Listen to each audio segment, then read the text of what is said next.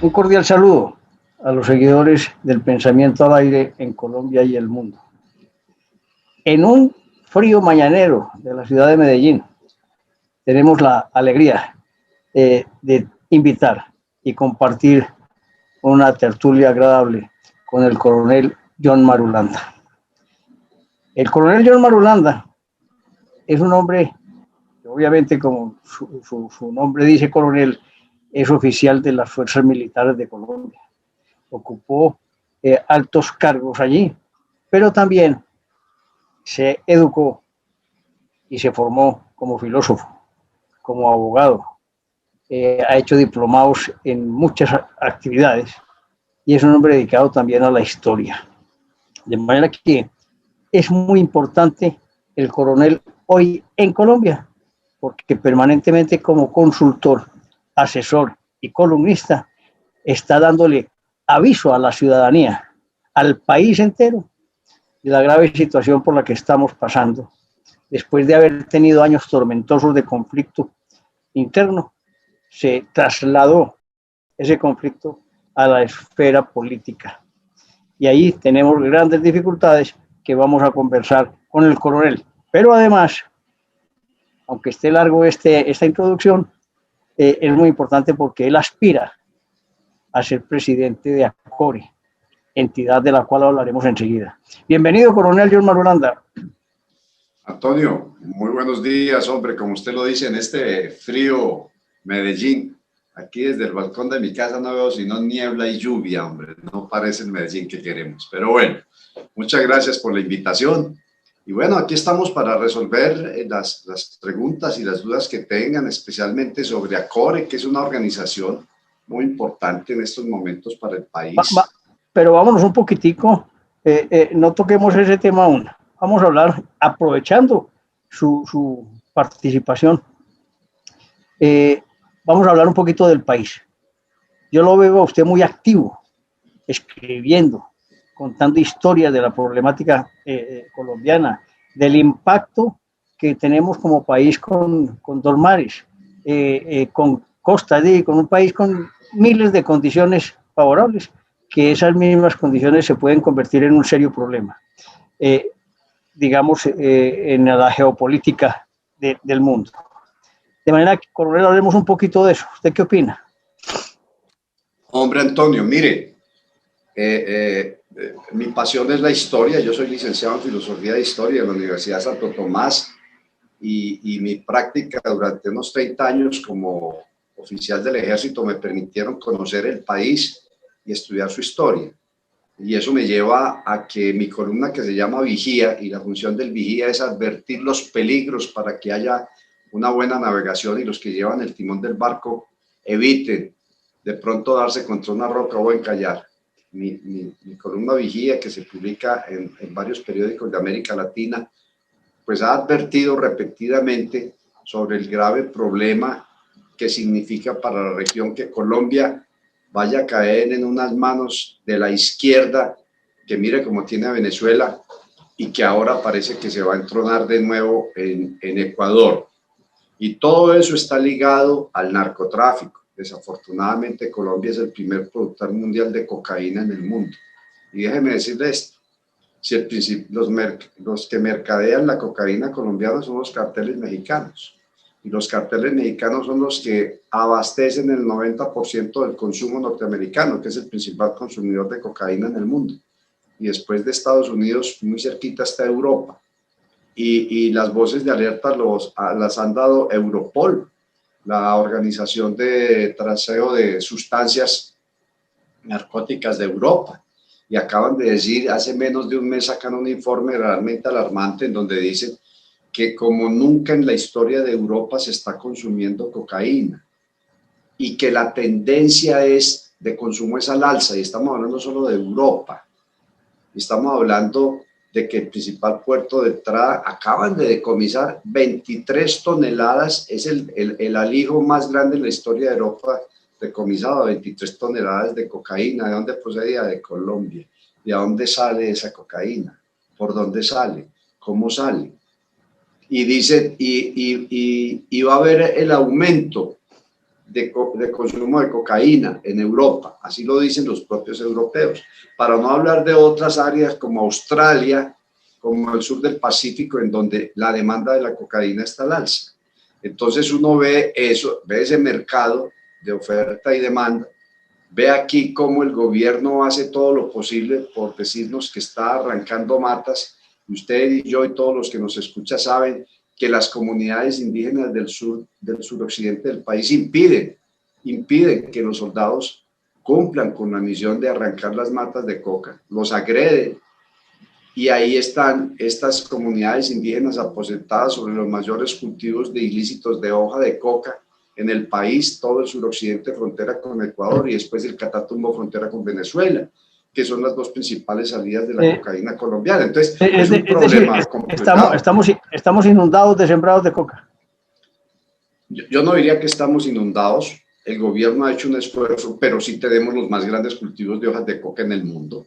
Antonio, tenemos cerca de 30.000 hectáreas en el suroccidente, tenemos cerca de 20.000 hectáreas arriba en el Catatumbo, y la cantidad de hectáreas que están sembrando las FARC y el ELN, y por supuesto el Cartel del Golfo en Guaviare, en Guainía, en Putumayo, en Caquetá. Ya están sembrando también en los estados Táchira, allá en Venezuela, y en los estados de Sucumbíos y Carchi, en Ecuador.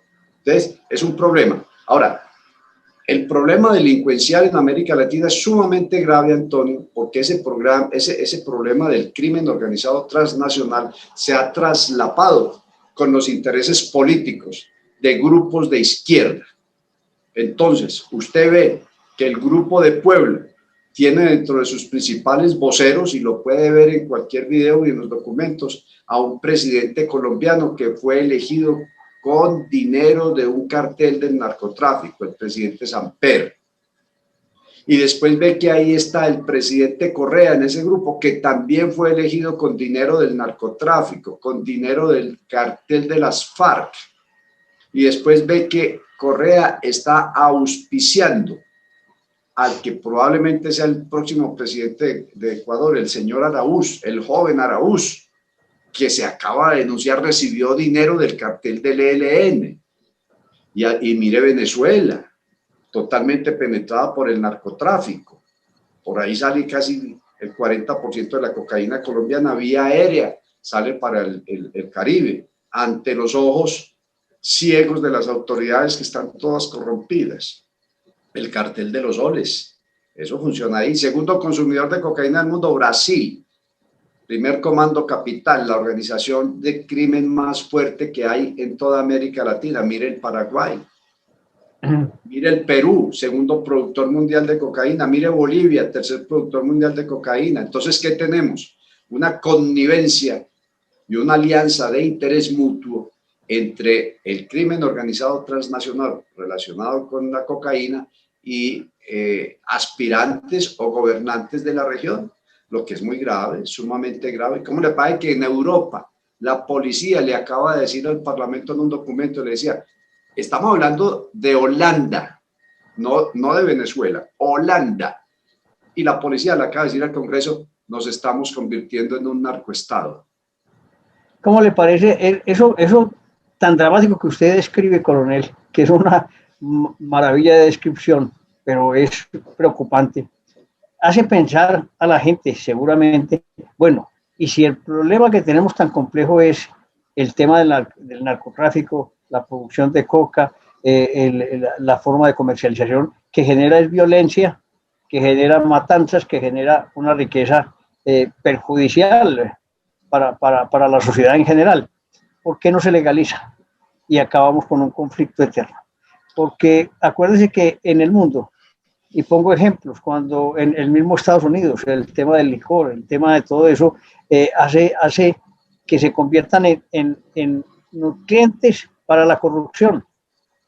Y entonces se legaliza y se vuelve normal. Ya los precios son normales, ya no hay matanzas, ya ese dinero no entra a subsidiar a los narcotraficantes, a los guerrilleros, porque se les acaba el soporte de una economía ilícita, que es la que le genera dinero. No sé cuál es su opinión sobre el tema, coronel. Antonio, Ese es un tema que tiene mucho de largo como de ancho. Es un tema que necesita un amplio debate en donde confluyen intereses de tipo político, económico y moral. Es un tema sobre el cual yo ahora no quisiera fijar una posición debido a que yo tengo unos parámetros de tipo moral que me atan mucho para fijar una posición clara, pero lo que usted acaba de decir es cierto. Mire, en Estados Unidos hay más muertos por alcohol que por cocaína. Segundo, una persona adulta como usted o como nuestro querido productor Antonio o como yo, hombre, tiene todo el derecho y la libertad para ver si se mete un gramo de cocaína a la nariz o no, mientras no me perjudique a mí y perjudique a los demás, así como tengo derecho de fumarme un cigarrillo, así como tengo derecho de tomarme un whisky o una botella si quiero. El Estado no puede pues llegar hasta ese punto, ya uno adulto tiene esa libertad. Claro, pero al final de cuentas la prohibición es lo que genera el problema. Allá iba. Tercero, el negocio se da porque es un negocio ilícito, prohibido, y es de la naturaleza humana. Nosotros gustamos de lo prohibido y eso pasa en Europa. Mire, el libro 000 de Roberto Saviano explica cómo la cocaína es de común y corriente consumo en Europa. Allá no causa ningún dolor como aquí. Es que Antonio, mire,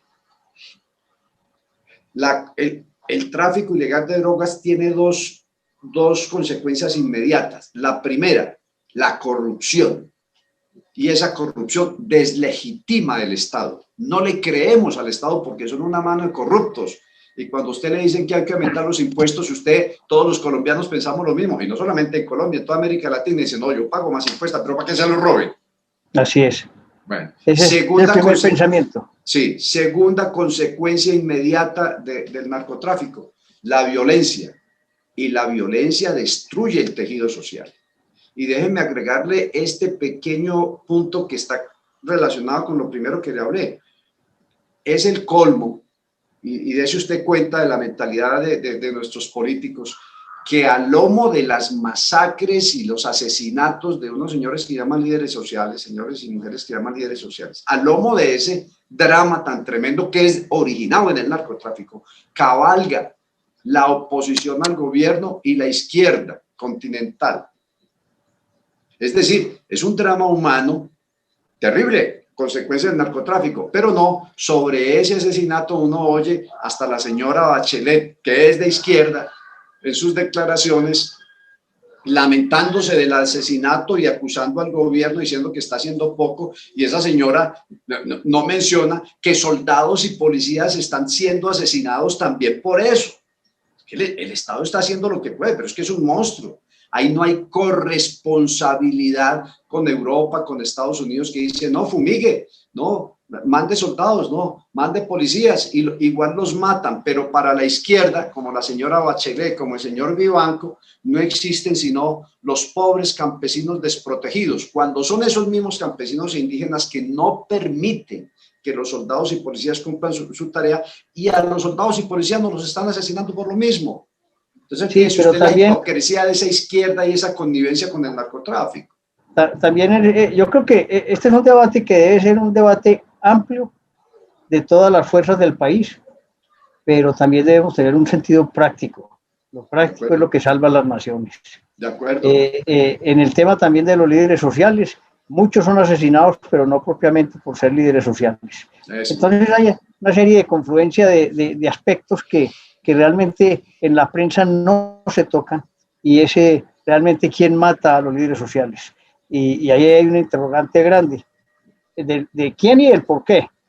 De manera que ese es un tema que también hay que profundizar a la luz de la situación social colombiana.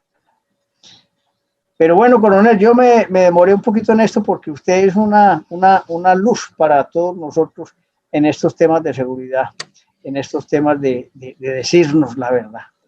Pero me voy a salir porque hay un tema que me parece hoy vital, y es que usted aspira a ser presidente de ACORE. ACORE es la Asociación Colombiana de Oficiales en Retiro de las Fuerzas Militares.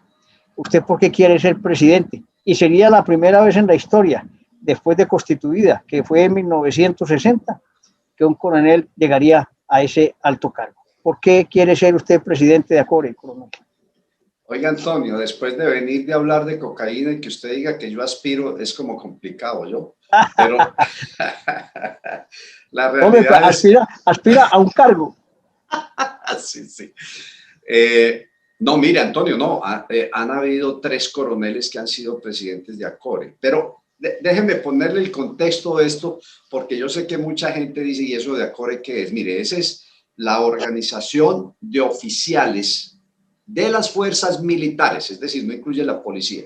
Y cuando digo oficiales, no incluye a suboficiales ni soldados. Más antigua del país, tiene 60 años de fundada. La más estable en su membresía, ha mantenido un promedio de 4.000, 3.000 socios que aportan mensualmente. Es la asociación, la única asociación que tiene 15 seccionales en el país de retirados, tiene 15 presidencias seccionales. Aquí en Antioquia tenemos uno, cuyo presidente es un buen amigo y compañero mío, precisamente compañero de curso de la escuela militar. Tiene activos muy valiosos en todo el país y sobre todo tiene una representatividad reconocida a nivel nacional e internacional. Déjeme decir que ACORE es consultor en asuntos de seguridad reconocido por la OEA. Es una organización muy importante que da pronunciamientos sobre asuntos importantes del país, con una mesa de trabajo permanente en donde hay señores generales y señores almirantes en retiro, gente que ha pasado toda su vida en eso, exministros de defensa, excomandantes de fuerzas, que analizan los problemas coyunturales, circunstanciales y de fondo del país. De modo que ACORE es una entidad, una organización sumamente importante para los asuntos de seguridad y defensa del país, pero además pues hace una continua defensa de los intereses de los asociados, ¿no? Nosotros, ACORE pelea mucho y se pronuncia mucho y hace lobby cuando se trata de la defensa de la asignación de retiro de los militares, que muchos le han querido meter mano. Cuando se habla del asunto del subsistema de salud de las fuerzas militares, que también la izquierda, junto con la pensión, los quiere acabar, y en esa dirección han ido las propuestas de los senadores de la izquierda Cepeda y Sanguino en el Congreso. Afortunadamente, allá la mayoría han respaldado a sus soldados y policías. Cuando se trata del bienestar de los asociados, de los retirados que pues pasaron su vida exponiendo el pellejo por defender este sistema, pues merecen un reconocimiento público, pero también merecen ciertos niveles de bienestar. Y lo más importante, la defensa jurídica. Fíjese que lo habíamos advertido. Después de que la JEP sale con semejante conejo sacado de un cubilete que de 2.000 pasó a 6.000, ahí acaba de sacar otro decreto diciendo, ay, nos equivocamos.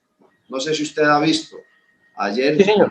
dijeron, nos equivocamos. Claro, cualquier falso positivo, uno solo, es desastroso. Y los militares están respondiendo por eso. Mientras los militares se lamentan, lloran y se arrepienten de haber cometido esos desafueros que nunca nos entrenamos ni nos preparamos para eso, los de las FARC que cometieron peores, como los de los niños, dicen, no, todo eso fue, pues, qué pena, hombre, sí, pero como estábamos en guerra, no asumen la responsabilidad, la eluden, descargándola en su organización y en la guerra, ¿no? Y los ve uno en el Congreso. Hay una periodista que me entrevistó, me dijo, coronel, ¿cuántos muertos se necesitan hacer para llegar a general? Y ¿Cómo le parece? Qué ofensa, ¿no? Le dije, señorita, muchos menos de los que se necesitan para ser congresista y senador de la República. Muy buena respuesta. Entonces, ACORE es un baluarte de la defensa de nuestras instituciones militares, armadas en general, basada en todos los retirados, en todos los que ya pasamos bajo banderas y ahora estamos, como usted y como yo y como Antonio, civiles, tales cuales.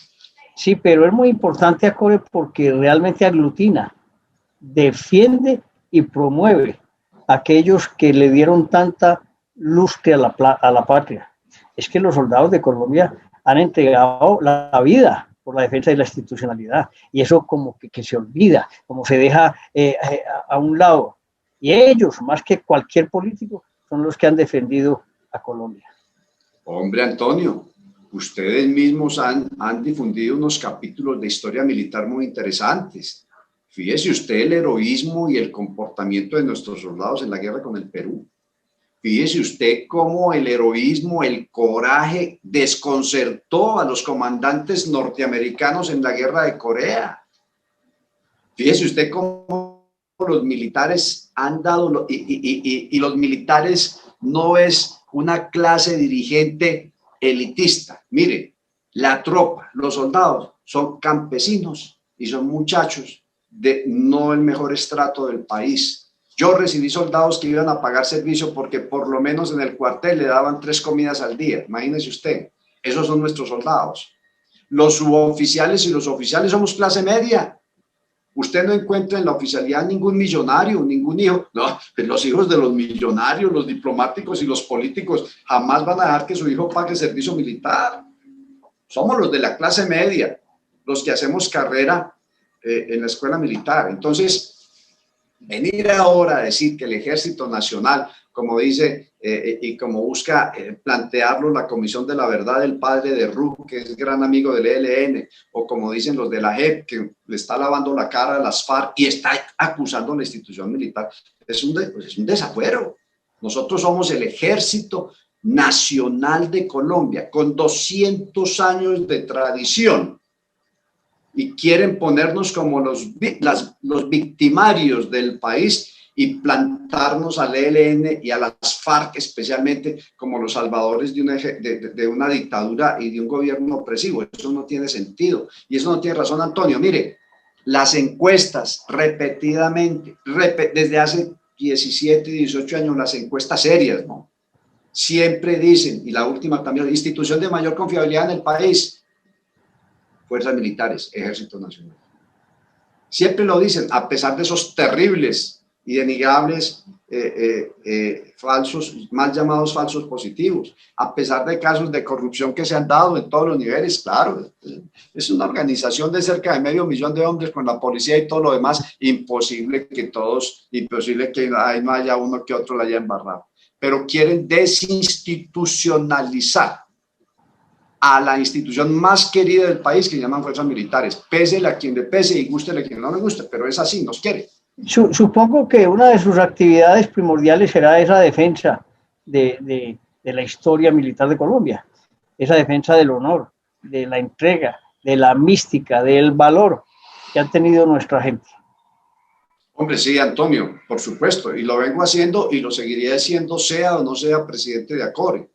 La defensa institucional es una obligación moral mía, un comprometimiento personal y en este caso del equipo del cual yo formo parte que quiere llegar a manejar ACORE. Un equipo brillante, un equipo con gente sumamente buena. No sé si usted quiere que le mencione rápidamente quiénes son. Sí, enseguida me lo menciona, pero no quiero dejar pasar, preguntarle, hacen parte de ACORE pues los oficiales retirados, pero no de las fuerzas militares, no hacen parte de ACORE los de las fuerzas de policía.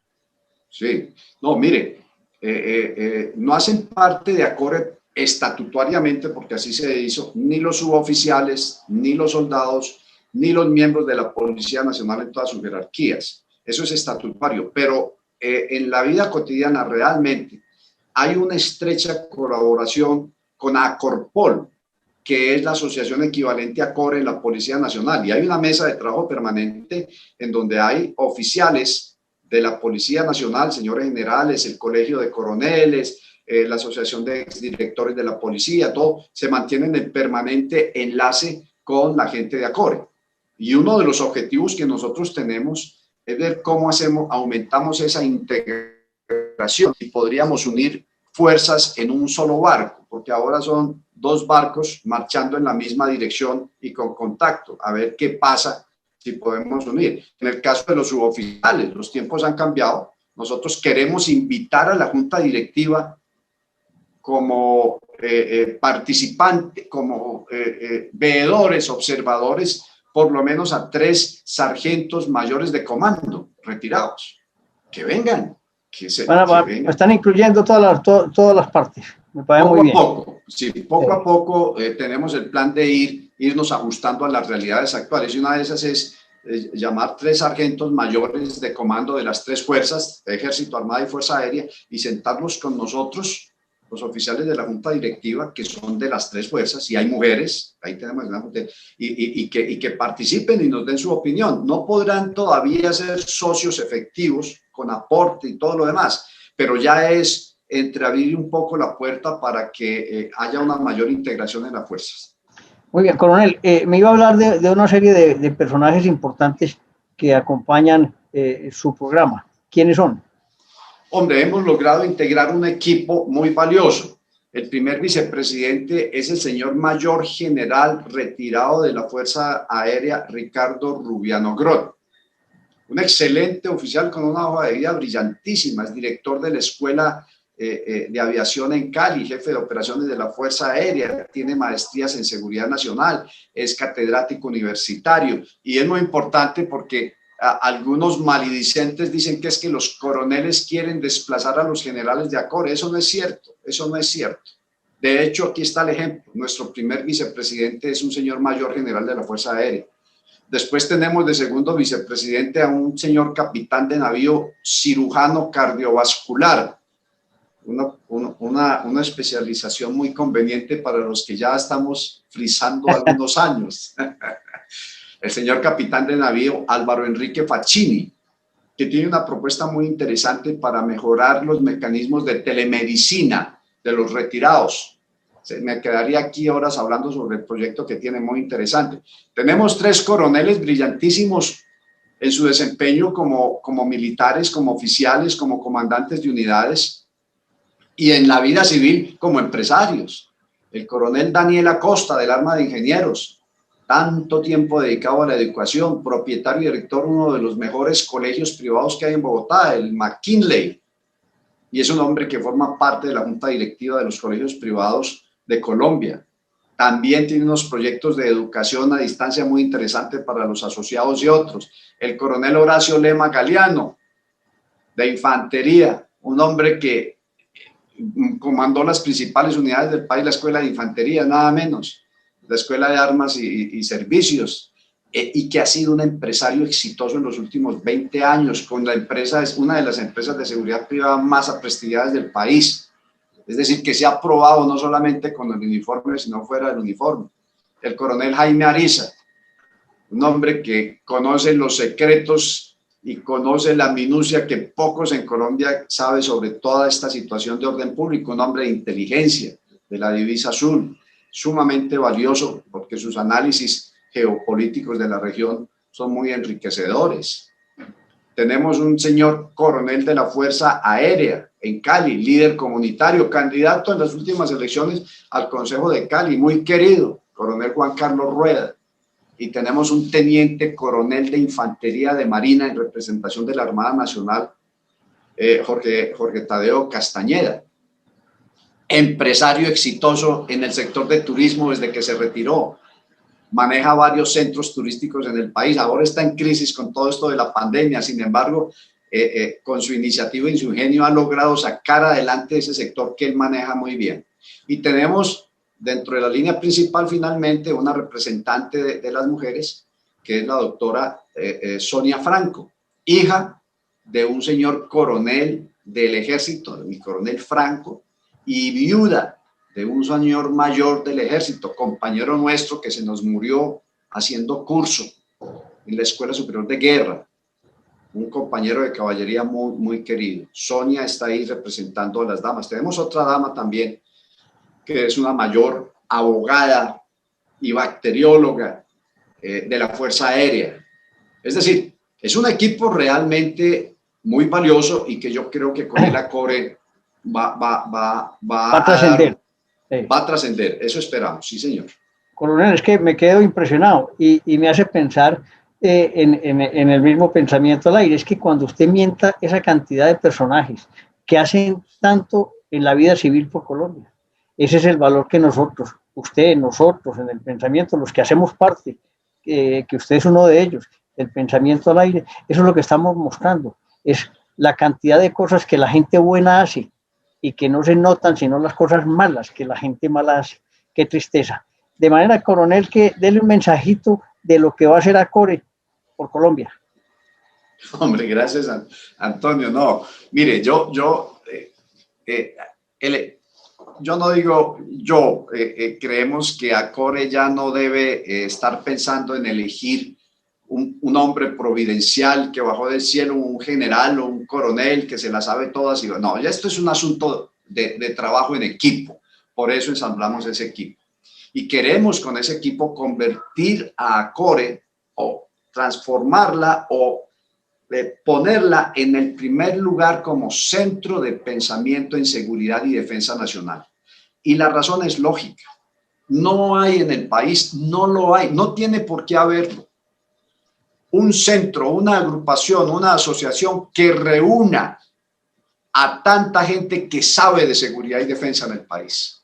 Son esos militares, hombres y mujeres, de tanta experiencia, y policías que están con nosotros, los que realmente estudiaron la seguridad pública y la defensa nacional y la aplicaron sobre el terreno. A mí me da risa cuando, no, más que risa, me da incomodidad cuando veo unos mozalbetes que en su vida han disparado un arma y hacen unos análisis trascendentales sobre la seguridad nacional en los principales noticieros de televisión, dando unos criterios que los que estuvimos en el terreno, eso no es así, eso está equivocado.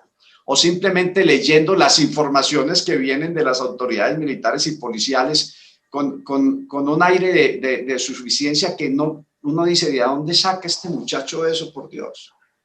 Y esos son los que ponen los parámetros y las interpretaciones de seguridad y defensa.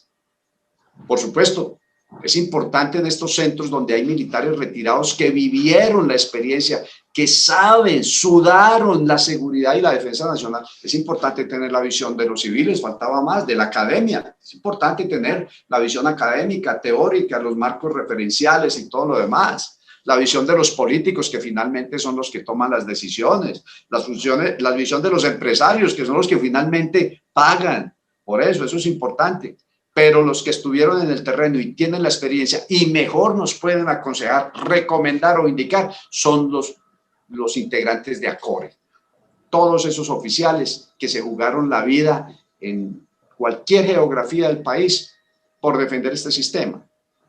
Queremos posicionar a Acore como el principal centro de pensamiento en seguridad y defensa del país. Creemos que tenemos el con quien, tenemos la experiencia, tenemos el conocimiento y vamos a ver, vamos a pelear por eso y queremos hablar con estos jóvenes que hablan de seguridad, no para expelerlos o estimarlos, sino vengan aquí, vengan, escúchenos, que los que sabemos de eso somos nosotros, ¿no? Escúchenos y con mucho gusto compartimos conocimiento y experiencia. Muy bien, coronel. Qué maravilla de explicación, de objetivos, y espero que el 23 de marzo, que es el día de las elecciones, usted y su equipo de trabajo logren ese primer aspecto, ser elegidos, y de ahí empiece ese desarrollo de esto tan extraordinario que usted propone, ser un verdadero centro de pensamiento. De manera que le agradezco la presencia en el pensamiento al aire, que la gente entienda claramente lo que es Acore, su función, su misión y cómo se puede transformar. De manera que mucha suerte le deseamos y espero triunfe. Muchas gracias, Antonio, usted por su tiempo. Gracias al Pensamiento al Aire, que ha difundido unos capítulos de historia militar sumamente interesantes que yo invito a que escuchen. Y bueno, vamos a ver los 2.300 acorados que eligen el 23 una nueva junta directiva. Vamos a ver si nos favorecen con su voto, con nuestro programa. Y si no es así, Antonio, seguiremos en la lucha, Eso sí lo tengo claro, eso sí lo tengo claro, usted no claudica. Sí, siempre adelante. Seguimos. Muy bien, Antonio. Muchas gracias. No, a usted, Antonio, muy amable.